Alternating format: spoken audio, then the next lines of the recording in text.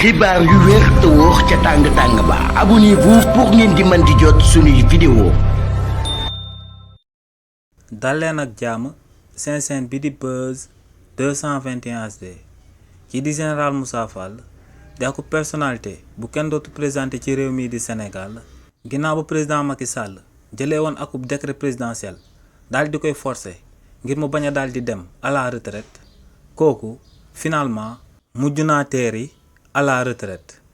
coo loolee nu mu demee moom mooy que ne kii di président Macky Sall en 2021 ginnaaw bañ fi comploté coowal Adji Sarr Ousmane Sonko bi te li ni mel sababoon ay sénégalais wàcc bañ daal di ciy boom ay nit dafa jëloon akub ndogal daal di jëlee ci bopp gendarmerie nationale kii di Jean Baptiste Tine daal di koy remplacer par général Moussa Fall si li ni mel nag kookee di président Macky Sall da cee boole woon daal di prolonger at bi nga xam ne moom la général Moussa Fall waroon a retraité ci réew mii di Sénégal ndax kookee en 2023 maanaam ñaari at ginnaaw ba mu ko tabbee si la waroon a am 60 ans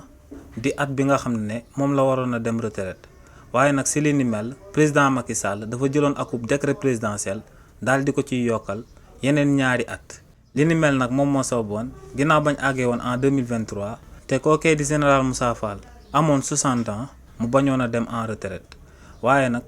kii di général Moussa Fall ci le 20 mai 2025 bi ñu génn si la am 62 ans te si la décret présidentiel boobee président Macky Sall xaatimoon daal di yem jëmale ko ci carrière am te loolee moom moo sabab kii di général Moussa Fall actuellement ci waxtu bi ñuy wax nii daal dinay dem retraite nekkatut lu dul akub ancien militaire bi nga xam ne da doon defal sale boulot kii di président Macky Sall ci réew mii di Sénégal.